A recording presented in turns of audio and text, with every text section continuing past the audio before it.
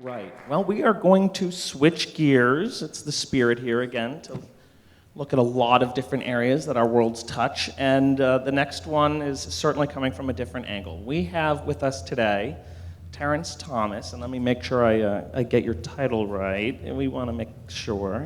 VP of Enterprise Infrastructure for Morgan Stanley. So obviously, as kind of a language of its own these days, video has just become a communications medium in many different environments. And you are going to tell us today a little bit about how you had to tackle this within a major financial institution. So thank you so much for joining us, Terrence. Thanks for having me. Good afternoon. Good afternoon, everyone. For those of you who don't know me, I'm the new guy in the room. My name is Terrence Thomas. As just announced, I am a VP of Enterprise in the Enterprise Infrastructure Division within Morgan Stanley, responsible for broadcast integration projects, as well as non-standard AV projects across the Americas. I want to talk a little bit about this opening slide here, because I really spent a lot of time trying to find something that would capture kind of what's going on within the financial services industry as it relates to video and media asset management. And so when I found this image here, I think it really captured kind of what's going to happen in financial services moving forward with regard to being able to watch video on your own device, on demand, whenever you want to do it. And obviously, you guys all, mostly being media people, know that there's a large storage aspect to this when it comes to enterprise video and being able to access it on demand. So what is it about video in finance, right? So video is really helping financial institutions become more agile, helping them to scale activities and to cut costs while capturing, the experience, because in finance, there's a huge turnover in finance. It's an astronomical rate, actually, and being able to capture some of that institutional knowledge before it goes out of the door in video format can prove to be really valuable. Where's the clicker here? Okay, so. Oh, that's not the clicker. That's the clicker. Okay. So some of the things I want to talk about today include, I want to talk about IP traffic trends, which really have a strong correlation to why there's such a growth in enterprise video. I also want to talk about some of the technology challenges that exist within financial services, and then some of the benefits of media asset management moving forward. So our friends at Cisco put out a report every year that talks about the state of IP traffic. And, IP traffic trends currently, the annual global IP traffic will reach about 2.3 zettabytes per year by 2020. Now, I don't know who in here really knows how much a zettabyte is, but I'll just leave it at that. It's a lot of packets.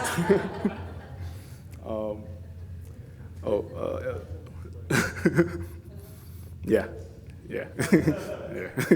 I forgot to mention about my history in media.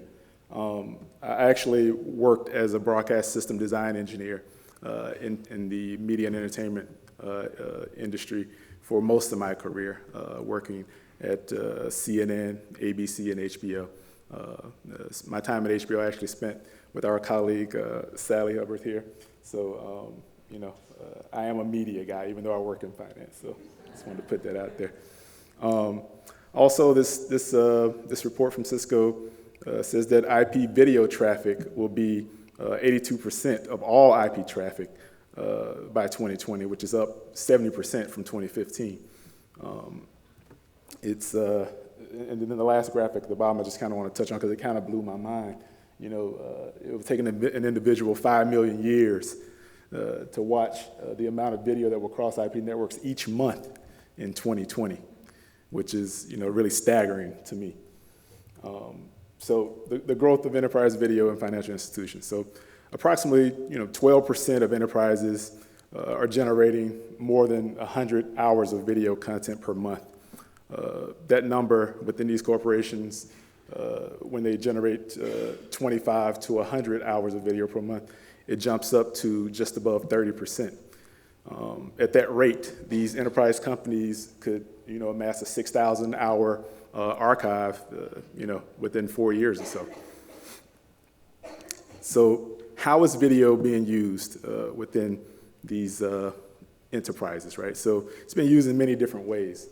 The most prominent, as you'll see here in this graphic, looks like it got cut off a little bit, but it's being used mostly by marketing and promotion teams for the most part at 78 and 77%. Obviously, a lot of you will assume that we do a lot of video conferencing in financial services, and that is the case. But you'll see that a lot of it is being driven by marketing. As a matter of fact, I was the multimedia project manager on the recent project we did here in Times Square for our external digital sign on our headquarters building at 1585 Broadway.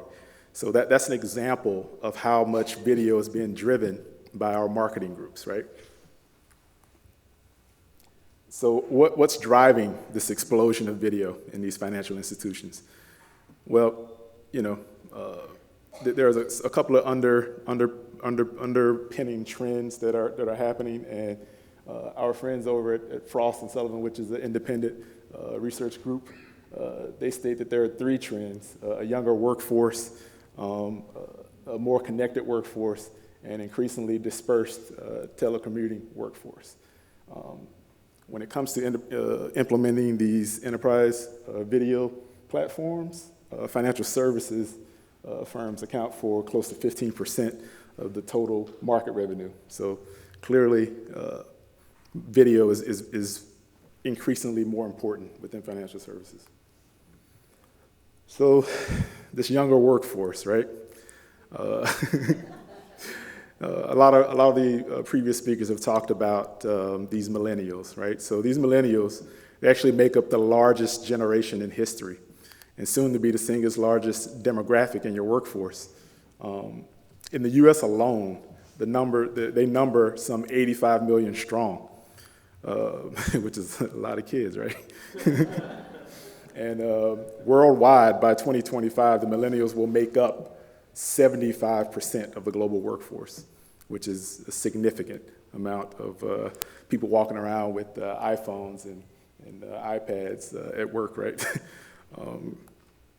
So this generation, right, there are 4 components of corporate culture where millennials expect video, right?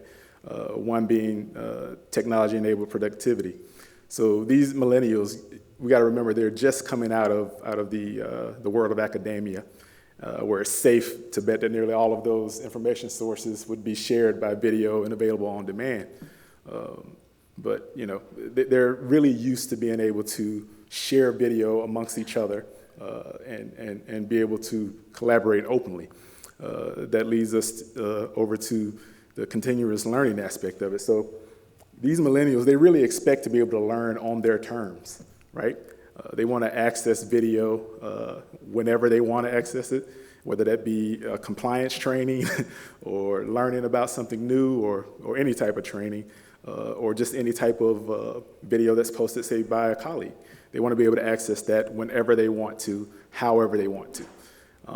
And then they also, speaking about the silo-free collaboration, most of us who are older than this generation, we grew up working in departments that were pretty siloed, right? And so this whole silo situation really goes out the door with millennials. They want to text each other, they want to instant message each other at work, and I do it too, obviously, but it's a big thing for them, and so they don't want to be placed in these silos. They want to be able to communicate very openly, and they actually feel like they can learn more from their colleagues, and they can learn faster from their colleagues. So that's something that's a strong trend to think about moving forward. And then also, they want their work to mean something to them. They want it to be fulfilling. It's really important to them. Some of them even choose fulfillment over money because it's that important to that generation of the workforce. So the connected workforce, right? So really the only thing I really want to point out on this slide is that there are 37 million desktop video conference users currently, and this figure is expected to grow to 283 million by 2018, which is next year, right? So what this really means for those of us on the technology side, that's a lot of video going across the network, so it's going to be a challenge from a network and IT perspective. So this connected workforce also includes enterprise training, obviously, which is really one of the biggest drivers within the financial services, simply because of all the the compliance training that needs to be implemented. So it's a really big driving factor for video. And then obviously, these recent grads, they expect to be able to, as I said before, train at their own pace whenever they want to train, right?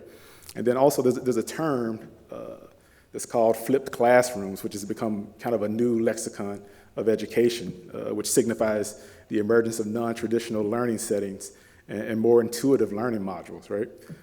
So what that really means is they're getting away from this age-old practice of students passively learning while a teacher or professor sits up here and talks about some lesson plan that they have. It's really more about the kids being engaged visually and orally and being able to share across various aspects of technology. So I can't talk about a connected workforce without talking about BYOD, right? Bring your own device. It's a strong initiative across verticals across multiple industries. Given the emergence of the highly distributed workforce, especially in financial services, coupled with the popularity of social media, platforms like YouTube and the ubiquity of bring your own device in the workplace, a lot of enterprises are developing what's equivalent to enterprise YouTubes to kind of really help transition and attract a lot of this young talent that's going to be 75% of the workforce in the next 9 years, right? So another source of content is called video banking, right? So this is really the next chapter of the transition to digital for financial institutions, right? So video banking is being increasingly used by financial services institutions to interact remotely with customers and members over a video call in order to perform a transaction or offer consulting services. This is really something that is becoming a strong initiative across most financial institutions to kind of complete that transition to digital. So there's yet another source of video within financial services that a lot of people don't really think about, and that's video surveillance. So, organizations, actually, in the US alone, there's almost 31 million surveillance cameras that are monitoring 4.3 billion hours of video footage per week. That's an astounding amount of raw video. When I first identified this data, it kind of blew me away because I don't really deal with video surveillance, but it is a form of media that's really important within the financial services industry. So as you can see by the graph here, oh wow, that did not come out right, did it? Maybe that is not the way I remember. But yeah, so so the financial services industry represents the largest percentage of all the different verticals as far as video surveillance is concerned. Also, the video surveillance is really being driven by business expansion for the most part. Most of these organizations have, at least 200 cameras that are, like I said before, that are running constantly. And so that's a lot of raw video. And so the number of cameras and the value of video analytics with regard to surveillance is only expected to grow. So challenges for enterprise video in financial institutions. So there are some roadblocks, right, to implementing a video strategy or media asset management strategy within enterprise networks. One of the largest, one of them being a large number of geographical dispersed employees. Another being security concerns, technology limitations, and regulations for what we call ESI, or electronically shared information. So this graph here, did that come out right? It did. So I know not to use a 3D one again, right? Man, it's all cut to the side. Yeah, so this graph here just basically shows some of the leading banks by the number of employees, right? So you'll see the top four, those are really what we call the big four, as far as, well, actually, some of them are cut off there. Sorry, guys, it didn't quite come out the way that I remember it. But yeah, so the top four lines, the names aren't shown, but the top four lines show that the big four of this industry being Wells Fargo, Bank of America, and JP Morgan Chase, and Citigroup, they each have over 200,000 employees globally. We at Morgan Stanley, we only have right around 60,000 employees, which is still massive.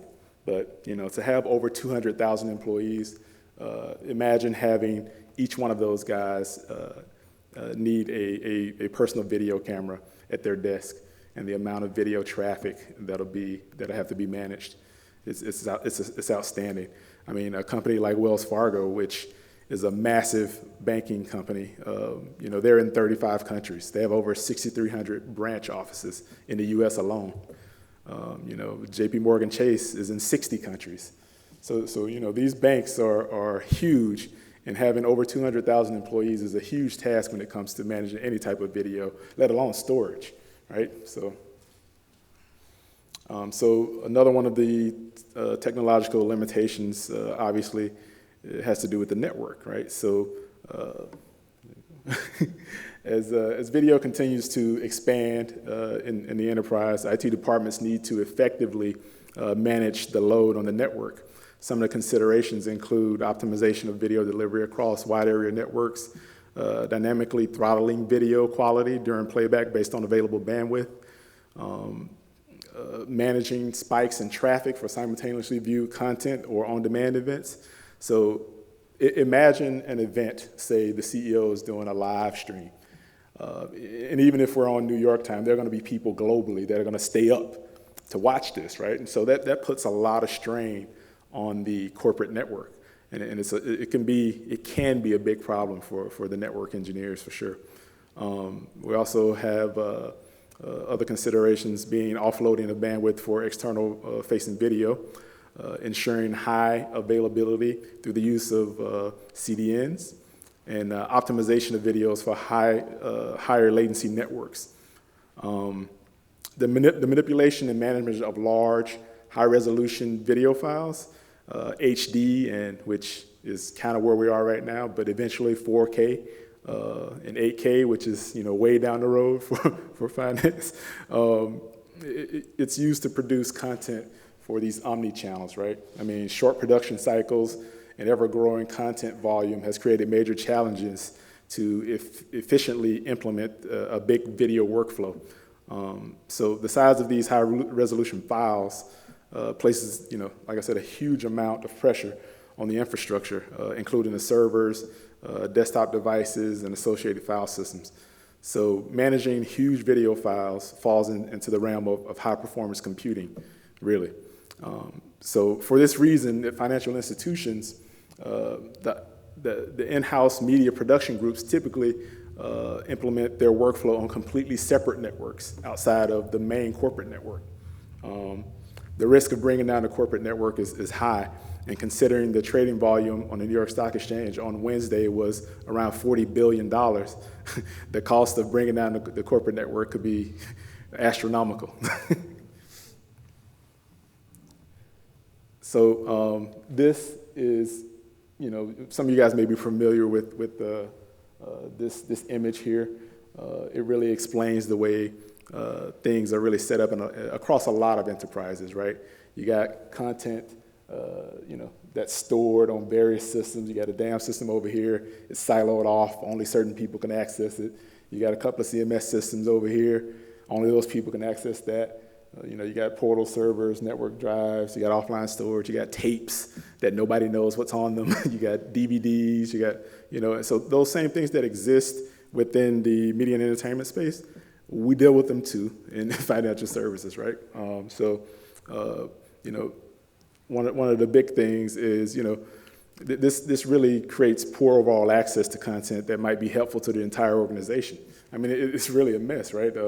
Despite the frustrating conundrum that this creates, it's normal and natural for an organization to store video content among various silos, right? But the question is, when there's content on a siloed storage system that's valuable to the entire organization, how do you deal with that, right? So these are some of the challenges that we're dealing with. So one of the biggies, right, is regulations. As far as one of the challenges is for video within financial services.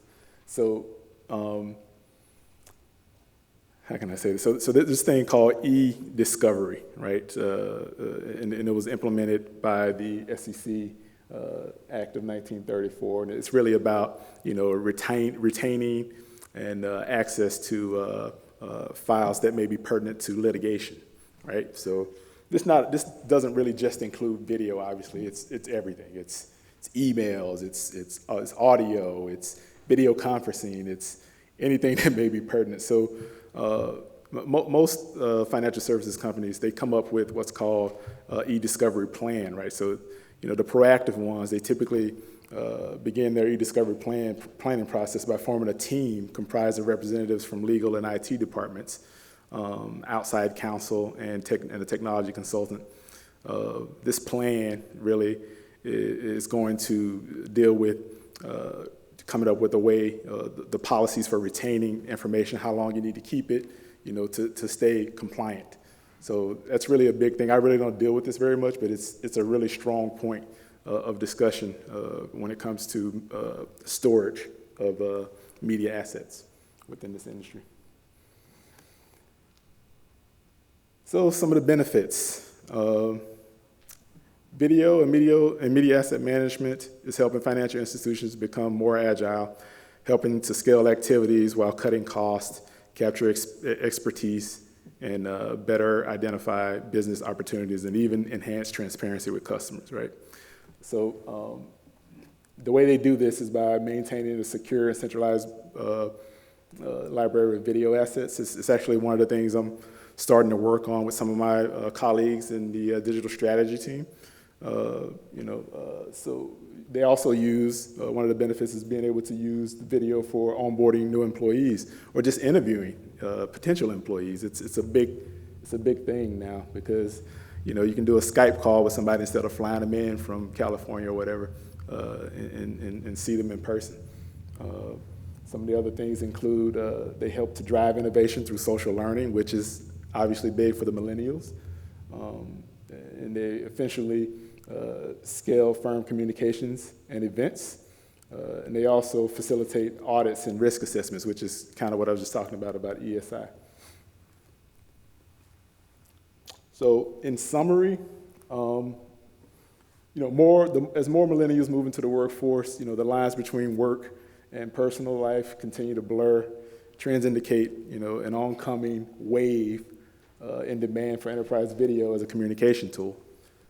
The explosion of enterprise video coupled with this rise in bring your own device and increase in video resolutions will increase enterprise security concerns. But the impact network bandwidth utilization and require increases in media storage and archiving capacity. So as a result, the demand for DAM, MAM, PAM systems, which production asset management is something that I'm strongly involved with currently. There will be a demand moving forward for best practices that will be required to effectively implement an enterprise video workflow that creates value, for the financial institutions. See, I kept that nice and sweet, right?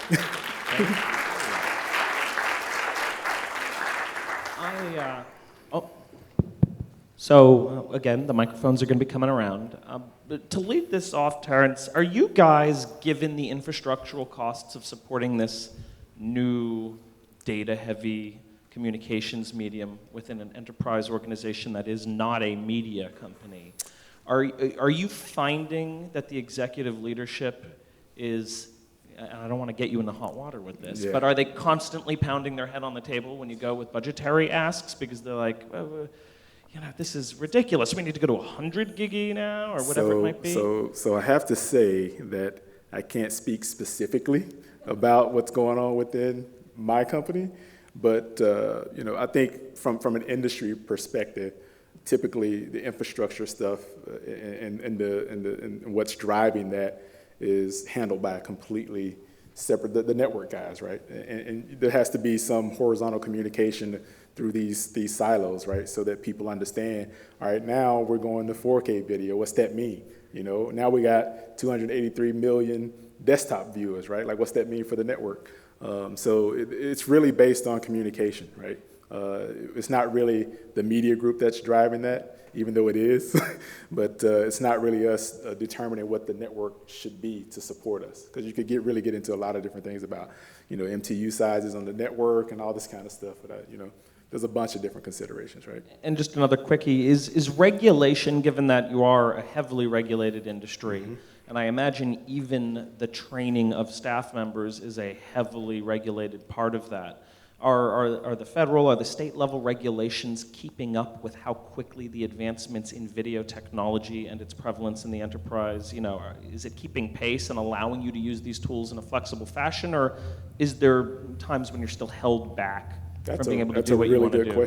That's a really good question. I can't really speak on the state level. States are their own thing, but I think from a regulation perspective, I think they're aware, right? Because when you're talking about media, you're dealing with an ever-changing dynamic, right? When it comes to, HD, HD, there's 4K now, virtual reality. Virtual reality and 3D and not that we're doing any of that inside this industry, but just as an example of how quickly things change, right? And so I think they're aware, but they really depend heavily on the knowledge that's coming from the multimedia people within the industries.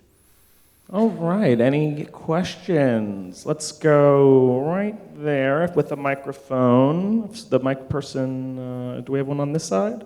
Oh, you have a mic. I keep one in my pocket. I was curious, you made a comment about the video formats, the tapes, the DVDs, and said that no one knows what's on them. What is your plan to understand what is on that legacy content? Well, I think it's like some of the earlier speakers were talking about. You really got to get people to identify what's there and if it's even worth keeping, right? That's really kind of the strategy, and I think that's a broad strategy when it comes to legacy assets and stuff that's on tape and DVD. Like, the person who knows may not even be at the company anymore, right?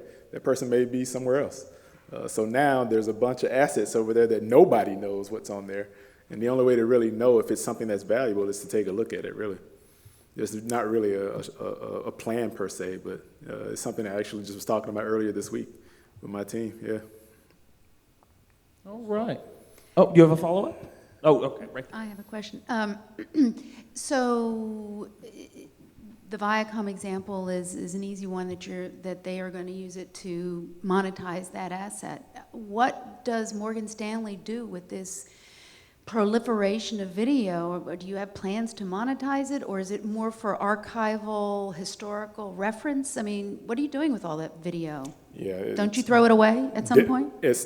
Some of those regulations, right? You don't have to, after a certain amount of time, you can destroy it. But some of it, you need to maintain it for various reasons. Like maybe it may be, maybe it's a CEO video, right? You may want to keep that and reference it for some, an anniversary or something.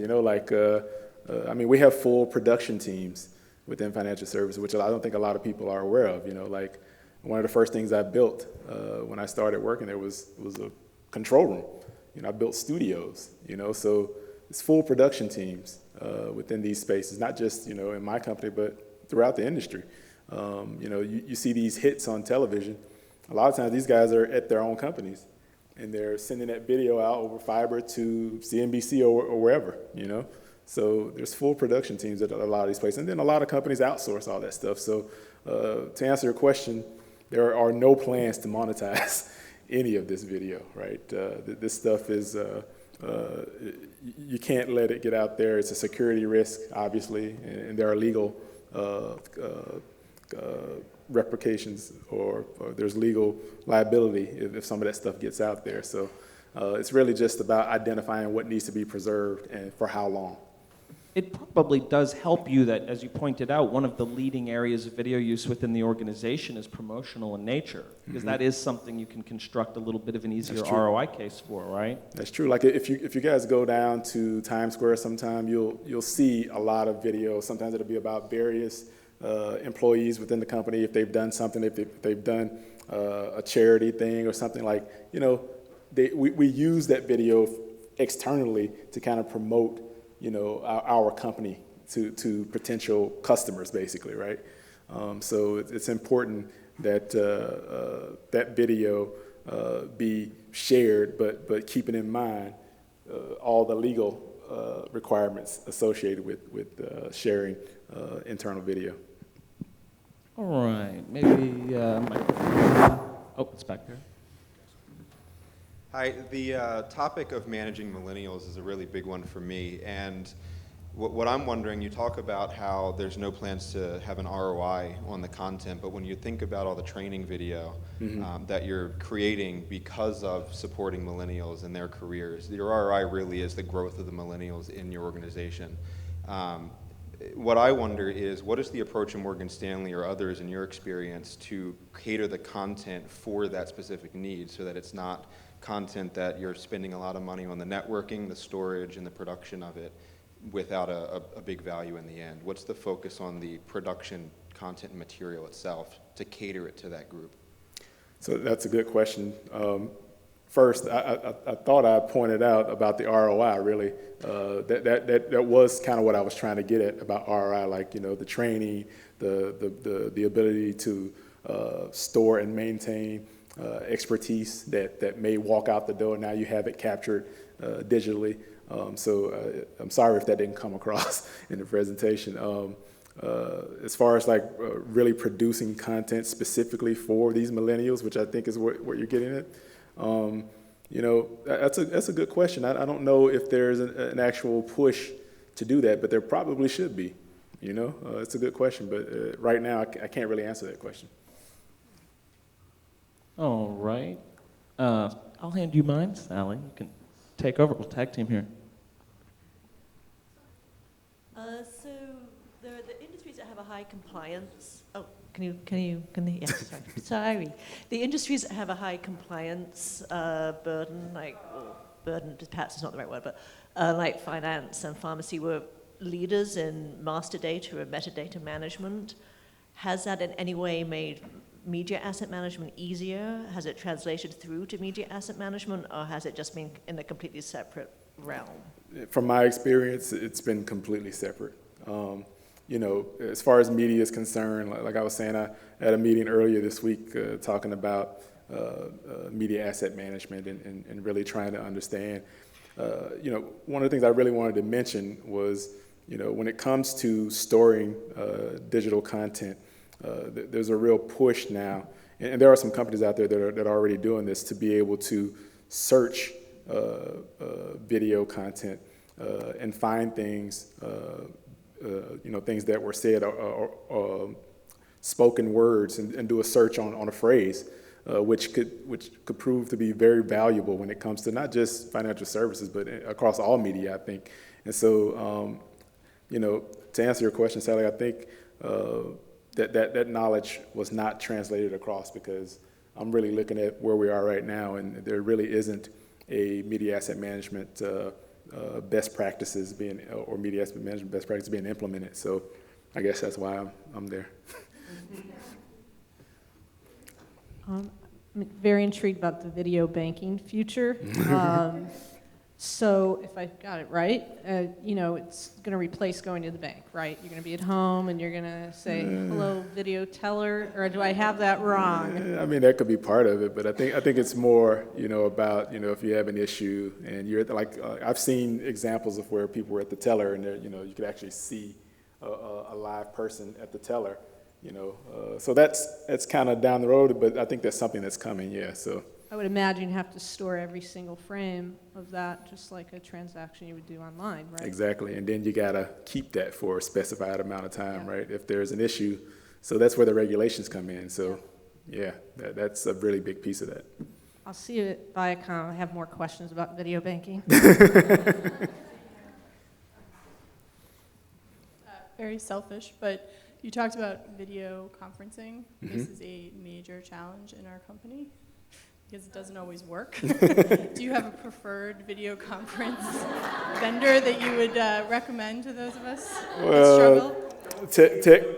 Technically, I can't say. Yeah, just, hypothetically. I can't even If I were to hypothetically. say Blue Jeans, are you faithful or are you sad? Because if I say a specific company and then one of their competitors loses business, now I'm going to be held liable, so I can't say. I'm just asking for a friend. But no, actually, and I have another question too, because Sure. this is something else we struggle with. You talk about millennials and their preferred methods of communication and kind of that open access. And we also have many sort of IM-esque methods. That's right. And we've been talking internally about, do we standardize? Because we have at least 4 that I can think of right now. And it's challenging, because if you are trying surprising. to, yeah, and if you're trying to find somebody else within the company, we're a global company where we work on both coasts. You have to kind of poke around in 3 or 4 different places to. Yeah, that's is, really is weird. Jamie online? Well, she's not on this one. Let me check here, and you might as well just pick up the phone. But I don't know if, given your experience with the millennials in your company or your industry, if you guys standardize that internally, or if it's also a free-for-all. Yeah, we have a platform across, enterprise-wide. So that I'm really surprised that you're at Viacom, right? Yeah, I'm really surprised to hear that. That's really, man. It's something new and cool every day. That's tough. All right. Anybody else? All right, let's do one last. Yeah, this is more of a comment, actually. I mean, the ability to monetize the content that you're storing, I don't necessarily see that, but I think it's more risk aversion to, That's right.